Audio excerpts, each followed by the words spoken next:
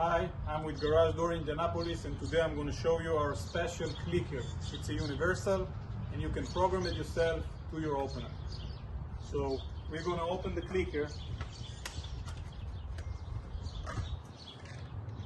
You can just put it in. This is the clicker. You have an option to open it here. And this is the learn button for the clicker. You're going to press the learn button one time and hold it until you're going to see a light here on the top. Then you're going to go to your opener. There is a learn button here on the top, so you're going to press on the learn button.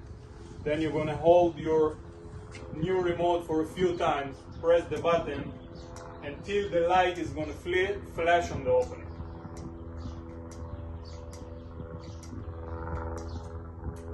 When the light is flashed, it means that the remote is connected to the opener and it's going to open and close the door for you.